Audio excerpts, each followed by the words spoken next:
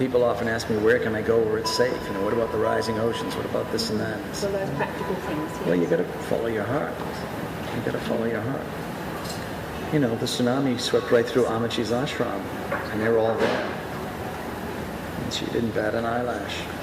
She said, "Come, children, upstairs." She even took her elephants up to the second story.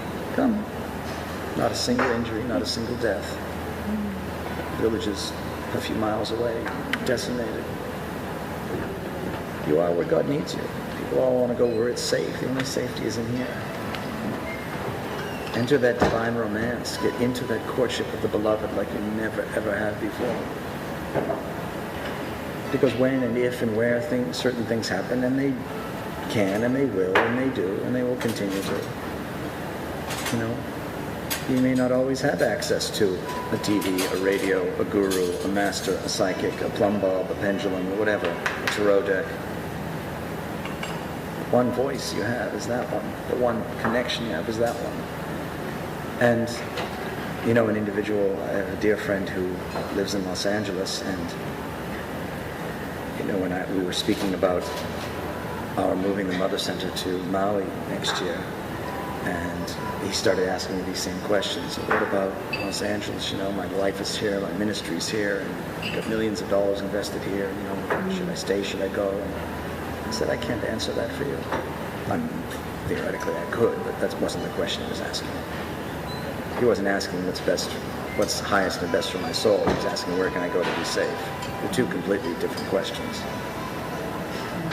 So I told him, follow your heart. You know, if a massive earthquake is meant to hit a metropolis of 10 million people, don't you think God wants emissaries there to help? Do you think all the holy people will be in a healing retreat somewhere on a mountaintop and everyone perish? God puts us where God needs us. Who will cook for them? Who will clean for them? Who will quell the voice of fear as people go insane? Remember, many of you probably saw the movie Titanic. Remember the pandemonium that just kept rising and rising and rising? There were only a couple of people who stayed centered and calm. That's the place you want, not which end of the boat. Find that place of inner peace and center and calm. That's what guides you through any storm. You can't avoid initiations, and you can't avoid being where God needs you to be, nor can you presume or mandate God's will for the world, for us, for our lives. But what you have total control over is attaining inner peace and attaining and developing a powerful, impermeable, dauntless connection to the divine and to your Creator. And then that takes care of the rest. And then within that continuum, again, I give you the principle first.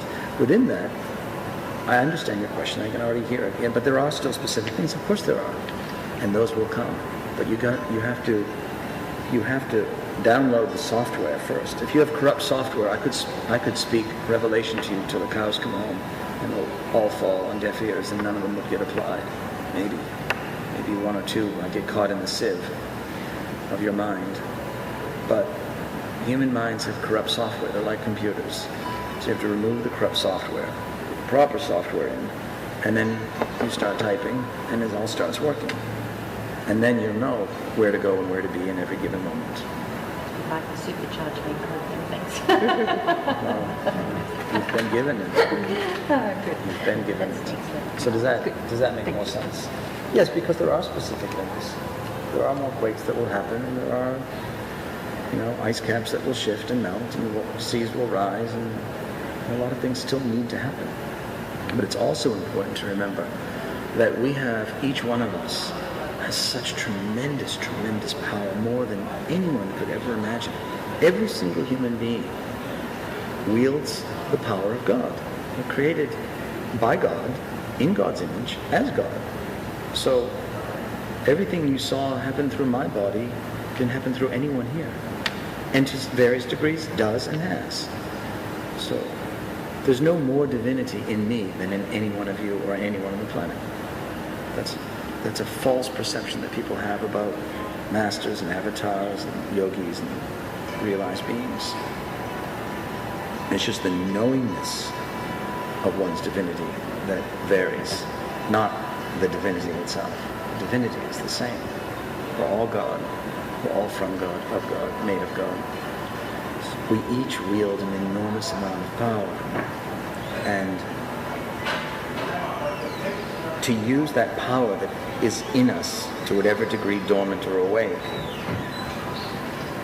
and invest it in fear, is such a tremendous waste of power, and it actually empowers the fear to be made manifest. So in other words, applied. If you keep focusing on when and where the tsunami is going to happen and how much will the seas rise and all that, you're actually creating more of it.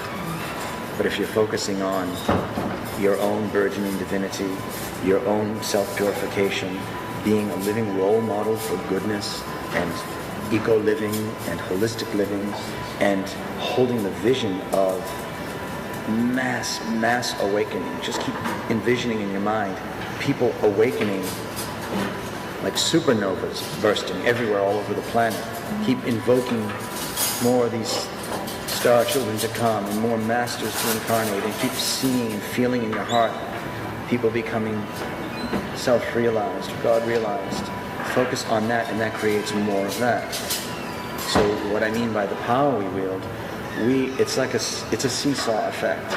So the more people lean in and claim love and lean toward love and focus on all that is pure and goodness, the less Mother Earth and the elements have to do on our behalf. The less people do and the more they choose fear and non-love, the more the Earth has to do on our behalf. The outcome is the same.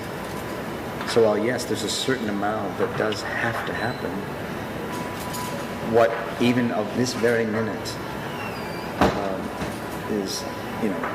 was or is meant to happen can still be mitigated by the choices we make. We have the power to reduce.